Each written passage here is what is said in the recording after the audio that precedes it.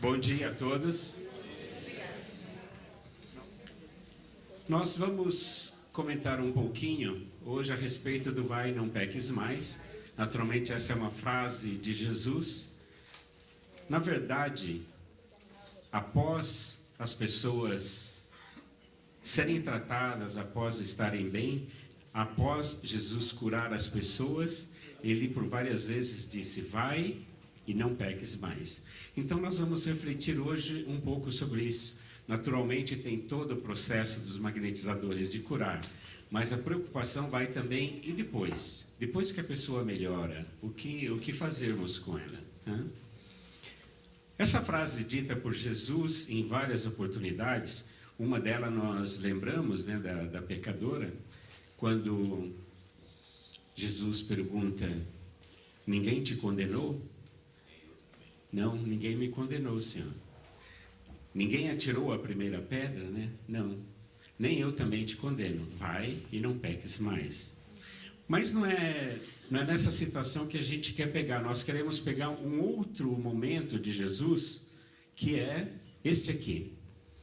Jesus adentrando ao templo de Jerusalém, tinha um tanque de nome Betesda, aonde diziam que às vezes em quando um anjo descia ali, mexia as águas, e as pessoas que conseguissem entrar dentro do tanque eram curadas de todos os seus males.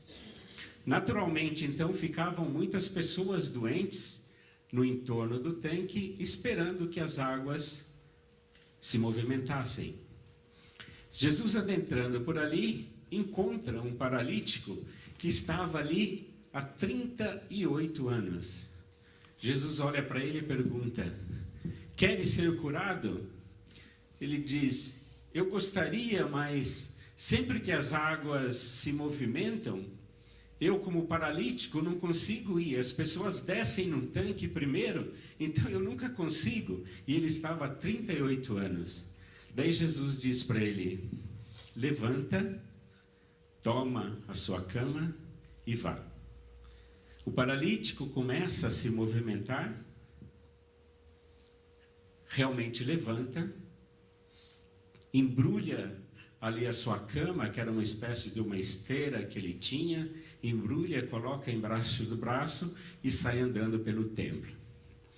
As pessoas ficaram admiradas disso? Não, era um sábado. E as pessoas começaram então a criticar o paralítico por estar carregando a sua esteira, porque no sábado não é permitido nenhum tipo de trabalho, inclusive carregar a sua esteira, carregar ali a sua cama. Os senhores do templo perguntaram: quem te curou? Ele diz: eu não sei, uma pessoa entrou e pediu para que eu me levantasse, eu consegui me levantar, e ele disse: toma sua cama e vá. Então eu tomei a minha cama e estou andando. Quando ele vê Jesus no templo, fala: foi aquele homem que me curou. Jesus se aproxima dele, e aí então Jesus novamente afirma: não peques mais. E daí Jesus adverte: para que coisa pior não te aconteça.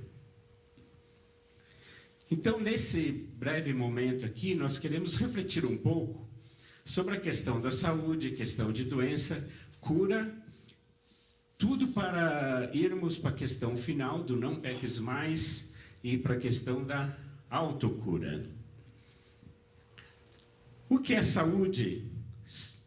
Segundo nós entendemos, pelos conceitos convencionais, é quando uma pessoa está bem, com o seu bem-estar físico e mental. Dentro do magnetismo, nós podemos ter também, dentro da parte física, um certo conceito do que é estar bem, do que é estar com saúde.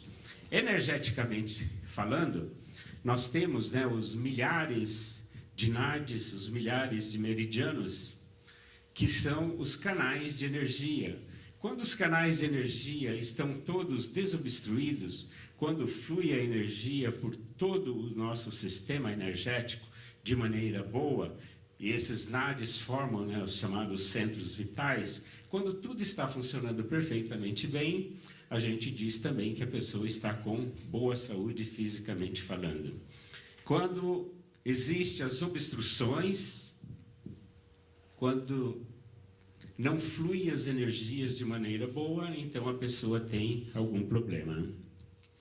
Segundo a Organização Mundial da Saúde, a saúde é um bem-estar físico, mental, e eles incluem também a parte social. Ou seja, não depende só da pessoa não ter nenhuma afecção, nenhuma enfermidade, mas ela precisa estar também socialmente integrada. O Desir, que é médico, acho que pode comentar depois mais sobre isso. É uma coisa interessante, porque é um conceito, eu acredito assim, bastante moderno e mais amplo. Agora, e segundo Emmanuel, o que é saúde para Emmanuel? A saúde é a perfeita harmonia da alma. Então, Emmanuel, ele avança um pouco mais, ele não foca só aqui na parte física ou na parte mental, mas ele aborda principalmente a parte espiritual. Ele aborda que a saúde tem que ser vista pelo espírito. O que mais importa para a espiritualidade é a saúde do espírito, para a obtenção da qual muitas vezes há necessidade da contribuição preciosa das moléstias e deficiências transitórias da terra. Quando nós estamos lá no mundo espiritual, lá também nós ficamos doentes. Muitos de nós, às vezes, estamos doentes e queremos nos curar. Ou seja, com aquele corpo que nós temos lá, né, o corpo astral ou o perispírito, que nós não estamos bem e queremos nos curar. Então alguém nos diz, olha, você vai naquele tanque, ali tem um tanque, tem uma água lá, você mergulha naquele tanque, quando você sair, você está totalmente curado no seu perispírito, né, no seu corpo astral. E a pessoa vai até lá, como que se chama esse tanque? Reencarnação. Então você tem que reencarnar para você poder limpar o seu espírito, para você poder limpar o seu perispírito. Então, um espírito que vem nestas condições, nem todos vêm, mas alguns que vêm nessas condições, ele vem na sua reencarnação para fazer um processo depuratório, para tirar as impurezas que ele tem no perispírito e trazer para o corpo, como se fosse um mata-borrão. E realmente, quando ele termina a sua encarnação, ele sai limpo do outro lado. Então, quando a pessoa passa por esse processo, a doença é, na verdade, um remédio. A doença é que vai fazer a limpeza do espírito. Isso, então, para a gente começar a ter uma noção que as doenças não são perniciosas sempre, né? Naturalmente, nós queremos aliviar as dores das pessoas, não queremos que ninguém sofra, é o nosso trabalho, né, como magnetizadores, mas a gente tem que começar a entender que a doença é nossa irmã, é nossa amiga, ela não é uma inimiga nossa, ela está a nosso favor. Não obstante, a gente não concorde, né, que ela esteja aqui a dor, mas temos que entender que ela está fazendo um trabalho bom e positivo. Segundo Lourenço Prado, livro trazido, né, pelo Chico Xavier, saúde é o pensamento em harmonia com a lei de Deus. Ou seja, aqui ele vai um pouco mais longe, né? Se o espírito, o seu pensamento está em harmonia com a lei de Deus, o que é estar em harmonia com a lei de Deus? É amarmos a Deus sobre todas as coisas, né? Amarmos o próximo, praticarmos o perdão, o amor. Se estivermos em perfeita harmonia com as leis naturais, naturalmente o nosso corpo será puro de saúde, né? Teremos uma saúde melhor. E ele diz o seguinte, a doença é o processo de retificá-lo, corrigindo os erros e abusos perpetrados por nós mesmos ontem e hoje. Ou seja, a doença é uma forma, vamos dizer assim, de colocar o nosso pensamento em harmonia com Deus. Tá? Mais uma vez, a doença é amiga, a doença é uma forma de correção. E a gente pergunta então, por que nós ficamos doentes? Vamos falar um pouquinho sobre doença. Quais são então as causas da doença? Poderíamos dizer que tem muitas causas físicas. O que são causas físicas? Poderíamos citar hoje a alimentação. Muitos de nós estamos ficando doentes em função da alimentação. Aliás, nós estamos na era de aquário, simbolizada pelo peixe, que é o animal que morre pela boca, né, quando pega o anzol. A maioria, a causa-mortes número 1 hoje, ainda são as questões dos infartos e derrames, né, as questões circulatórias. É a causa-mortes número 1 ainda hoje. Né? E por que isso? Pelo que se sabe, em função, principalmente, né, da má alimentação. Quer dizer, nós comemos muito refinados, muitos embutidos, muitos enlatados, né, e os nossos alimentos têm muitos agrotóxicos, muitas questões químicas, né, para adubos químicos, muita gordura, né, nós comemos gordura em excesso, principalmente as gorduras trans, que acabam obstruindo, né, as veias, as artérias. Então, a alimentação é uma questão realmente grave, que todos nós, né, mesmo como magnetizadores, a gente deveria refletir, que uma boa alimentação é uma alimentação o mais natural possível, sem muita industrialização, sem muito refino, né? O mais orgânico possível, que é realmente uma questão que a gente deve refletir para nós próprios. Então, a nutrição, faça do seu alimento o seu melhor remédio. Isso aqui já foi dito há mais de 400 anos lá antes do Cristo, né? Que seja o seu alimento o seu remédio, e o remédio o seu alimento. Então, o alimento é de extrema importância. Tanto que tem um livro muito interessante, né? Escrito pelo Dr. Alberto Gonzalez, onde ele reflete muito a respeito da alimentação como medicamento. O livro se chama Lugar de Médico é na Cozinha. Hein? O médico tem que orientar o paciente também na questão da alimentação. Uma outra questão que causa muitos problemas hoje é a questão da atividade física. O corpo ele foi criado para ter movimento, né? Então, quando a gente fica sedentário, nós acabamos tendo doenças, né? Então, 30 minutos de atividade física, vamos dizer assim, é obrigatório para todos nós. Então, a pessoa que fica muito sedentária tem problemas. Então, vamos nos exercitar, né? Exercícios realmente melhoram a nossa perspectiva de vida. Quem faz atividade física, normalmente tem 10, 15 anos de vida a mais. Ou desencarna antes pelo sedentarismo. Uma outra questão é o sono.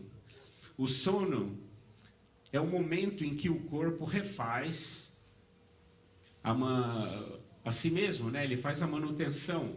Quando nós não dormimos de maneira adequada, cada pessoa tem um número de horas, né, que ela precisa dormir e ter também um sono bom, a gente deve se preparar para o sono. O que é se preparar para o sono? Não ter uma alimentação pesada, por exemplo, né, antes de dormir, e procurar ficar mais tranquilo, dormir, porque a falta do sono traz muitas doenças. Já tivemos amigos que, por exemplo, tem pressão alta terrível quando ele não dorme bem, né?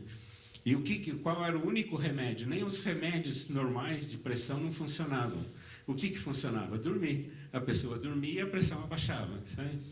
Então é impressionante como faz bem, assim como muitos casos de cânceres aparecem para as pessoas que dormem pouco, que o corpo não tem tempo de recompor, não tem tempo de fazer a manutenção e as doenças aparecem. Dormir é essencial para manter uma mente bem equilibrada e saúde. Sol. Luz solar, você sabe, a luz solar pode fazer para a sua saúde pessoal. Sem luz solar, não existe vitamina D, não processa, os ossos enfraquecem. O sol é vida. Nós hoje, né, temos um pouco de aversão pelo sol em função do câncer, mas por incrível que pareça, nós deveríamos de pegar 30, 40 minutos de sol e descer bem forte e sem protetor solar, para a gente poder absorver realmente o sol. Aliás, minha mãe, lá do interior, né, ela dizia assim, na casa onde não entra o sol, entra o médico. Né? Então, o sol é vital, é muito importante, a gente tem, né, que dentro das nossas possibilidades tomar um sol. Falta de sol é atrair doenças. Água. Sabemos, mais de 70% do nosso corpo é água. Então, a gente deve se preocupar com a ingestão em quantidade e também de qualidade de água. Né? Às vezes a gente quer comprar tanta coisa de qualidade e não se preocupa com a qualidade da água que a gente toma ou a quantidade que é necessária. A água é vital. Use e abuse para a sua boa saúde, tá? E vitalidade. E o ar? A respiração é por onde nós aurimos o fluido vital. André Luiz diz que o fluido vital, ele está no ar, nós estamos como peixes no oceano. Então, uma boa respiração é importante, principalmente nós que ficamos muito sentados, a gente acaba não tendo uma respiração completa. A parte de baixo do pulmão acaba ficando fechada e a gente respira só com a parte superior, que é menor. Então, a gente precisa fazer aquela respiração do bebê, né? Respirar com a barriga mesmo, para respirar com a parte maior do pulmão. Então, usarmos muito de respiração, deveríamos fazer alguns exercícios respiratórios, principalmente quando a gente está assim, né, meio desenergizado, sabe? Vamos fazer umas respirações boas, buscando aurir o fluido vital, e isso vai melhorar muito para nós. Então, ar puro é essencial para o sustento da vida. Além das causas físicas que nós comentamos, existem ainda as causas emocionais e psíquicas. Como disse lá atrás, o pensamento em harmonia é sinônimo de saúde. E agora, como nós não temos, às vezes, uma harmonia emocional e psíquica, o que é isso? A gente tem raiva, a gente tem insatisfações, a gente não aceita, às vezes, a vida que a gente tem, às vezes a gente não aceita o corpo, não aceitamos, às vezes, as doenças que a gente tem.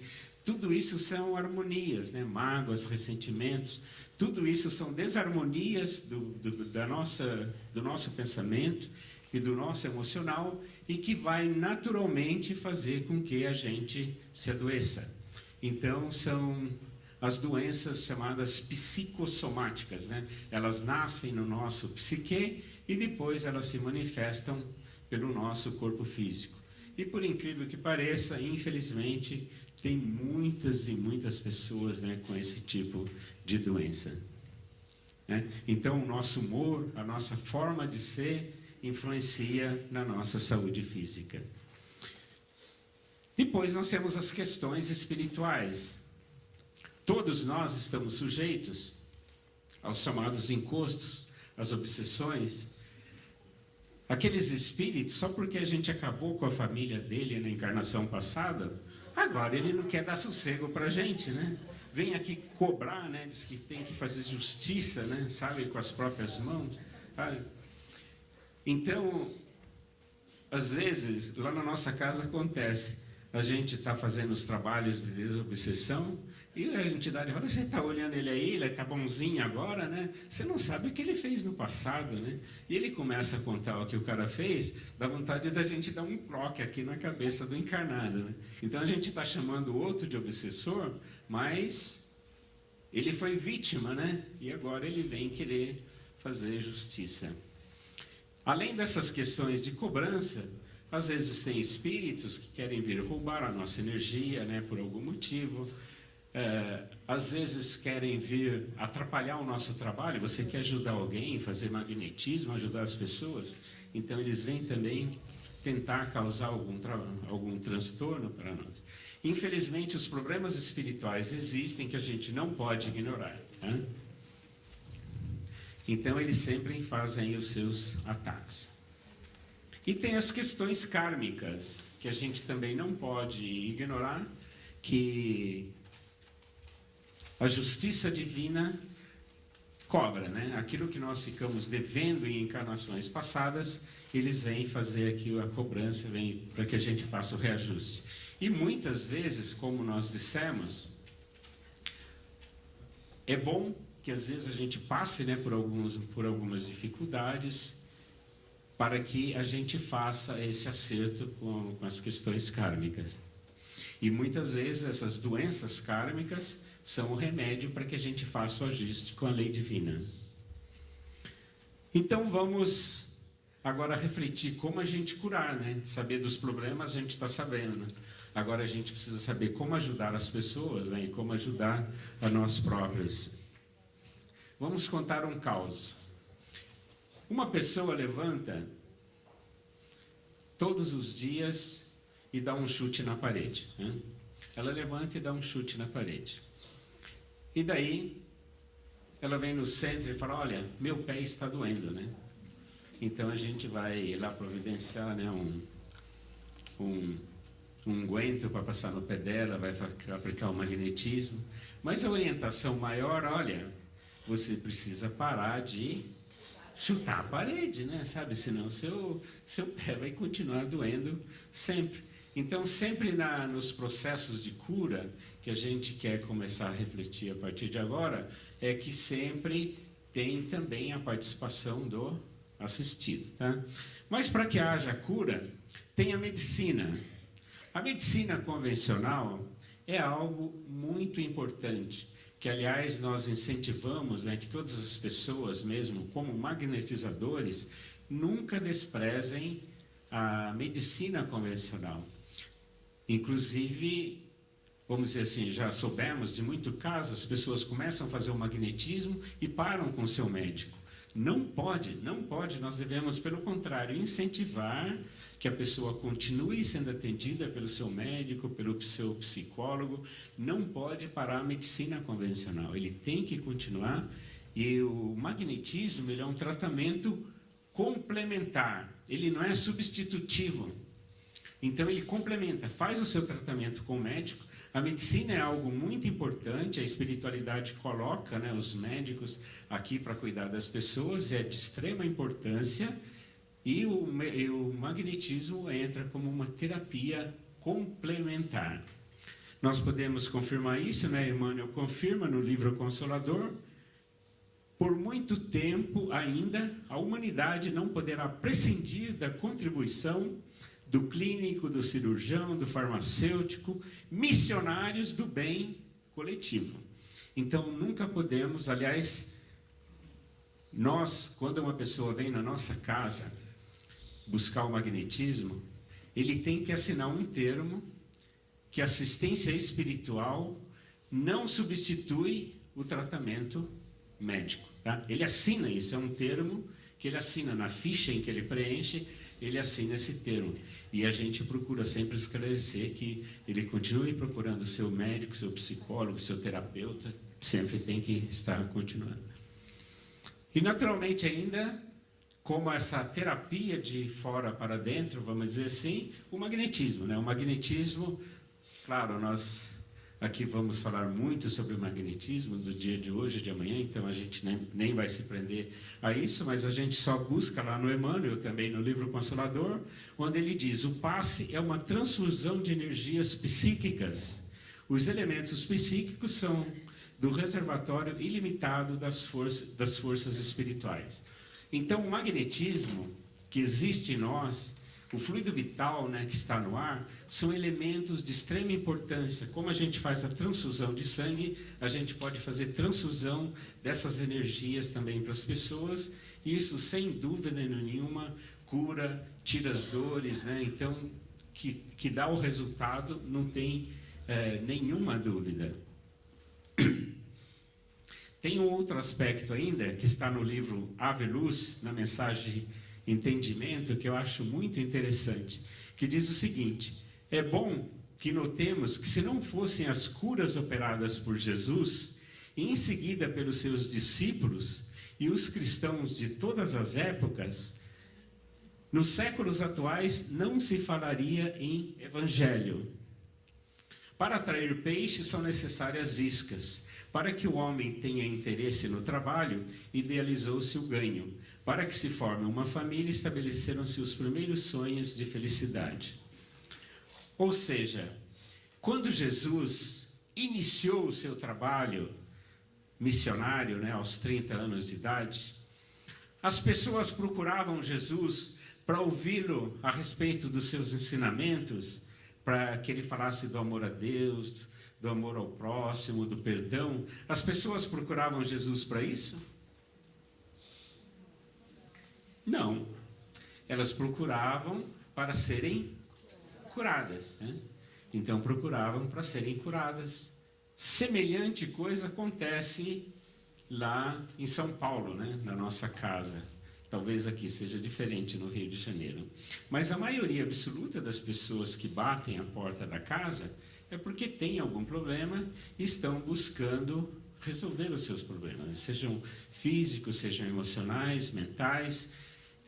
Pós Jesus atender, então, fazer as suas curas, daí depois ele então ensinava a pessoa, vai, não peque mais, né? Daí falava sobre o amor, sobre o perdão, mas depois que ele fazia a sua caridade, que ele ajudava ali a pessoa, né?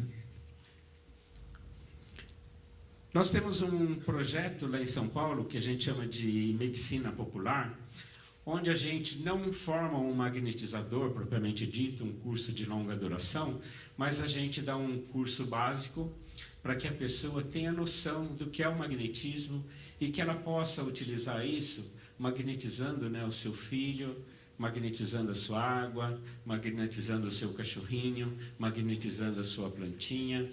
Ou seja, que toda pessoa tenha a noção que ela tem um poder em suas mãos, que ela pode curar, que ela pode auxiliar as pessoas, e isso é um poder que todos nós temos, né?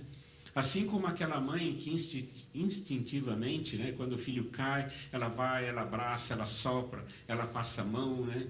Então ela está fazendo ali, transmitindo o magnetismo, fazendo uma cura de forma instintiva. Que ela passe a fazer isso agora de forma consciente, sabendo que ela tem esse poder, vamos dizer assim, que ela pode auxiliar a criança com o seu magnetismo. Leon Denis, ele diz, o magnetismo vem a ser a medicina dos humildes e dos crentes, de quantos sabem verdadeiramente amar. Isso tem que também desenvolver, vamos dizer, o amor, né, por parte do magnetizador, para poder passar essa energia boa, positiva.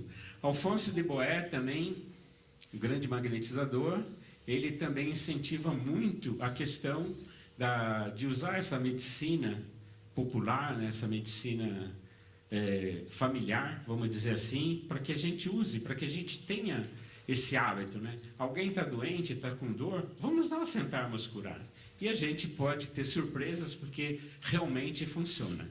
Eu uso isso, né, até com a minha cachorrinha, com as minhas plantinhas, com as pessoas, e a gente vê o resultado que isso efetivamente dá. Não podemos desconsiderar as questões espirituais. Às vezes a gente quer resolver tudo, vamos dizer assim, com o magnetismo, e às vezes tem as questões espirituais. Então, lançarmos mão também dos tratamentos de desobsessão, de apometria, sabe, que é uma outra parte que a gente não pode esquecer, né? Nós utilizamos as correntes magnéticas, né, baseado naquele livro Corrente Magnética, da Alta de Souza, que é fazer desobsessão sem incorporação. Durante o momento em que a gente faz, por exemplo, um atendimento de magnetismo, a gente paralelamente faz também uma parte desobsessiva, porque às vezes tem muitos problemas, né, físicos que a gente sabe que são causados por obsessão. Então, mesmo os casos de depressão, tem muita depressão que tem as influências espirituais, então é bom a gente tratar das duas formas. E a gente chega na parte final, que agora a pessoa melhorou, né, que a gente entra na parte da autocura, né, que é aquela parte, olha, agora você não pode chutar mais a parede, né? Deixa de chutar a parede para que seu pé não doe mais, né? Vamos pegar aí algumas referências do Emmanuel no livro, né, Vinha de Luz. Podemos afiançar que o número de enfermidades essencialmente orgânicas, sem interferências psíquicas, é positivamente diminuto. A maioria das moléstias procede da alma, das profundezas do ser. Como já foi dito lá atrás, né, o pensamento em harmonia traz a saúde. Então, quando existe a desarmonia lá nas profundezas do ser, a saúde, a doença vem como uma forma de tentar corrigir, né, o ser humano. A cura jamais chegará sem o reajustamento íntimo necessário. Ou seja, se o pensamento continua em desarmonia, se o sentimento continua em desarmonia, a saúde não vem, por mais que a gente faça. Isso é o Emmanuel que está dizendo, não sou eu não. Como a doença vem de dentro para fora, isto é, do espírito para a matéria, o encontro da cura também dependerá da renovação interior do enfermo. Hipócrates, o pai da medicina, há 400 anos antes de Cristo, ele disse: antes de curar alguém, pergunta-lhe se está disposto a desistir das coisas que o fizeram adoecer. Veja que esse conceito é de antigo, 400 anos antes de Cristo. Se quer curar alguém, ele tem uma causa dessa doença. Ele está disposto a desistir dessa causa, a agir de maneira diferente? Como auxiliar o nosso assistido também na autocura? Tá bom, nós sabemos que a gente faz uma parte e que é necessário o assistido fazer também a outra parte, uma parte dele. Então, como a gente auxiliar o assistido nisso? A gente faz a nossa parte, lava as mãos e deixa ele seguir? Não. Então, agora que vem a nossa parte de dar um passo a mais, que a gente quer ajudar o assistido. E o primeiro ponto que a gente tem que ajudá-lo é que ele entenda que a cura não depende só de nós. Porque já aconteceu muitas vezes, né, da pessoa chegar lá e falar: eu estou com vários problemas aqui, então eu vim aqui para vocês me ajudarem, eu vim aqui para vocês me curarem. Né? Então, às vezes, a pessoa deposita na casa espírita ou deposita no magnetizador toda a responsabilidade pela cura, quando isso não é verdade. O magnetizador pode fazer muita coisa, mas depende também de ações do próprio assistido. Então, o primeiro ponto, a gente procura esclarecer o assistido assim: olha, aqui é meio a meio.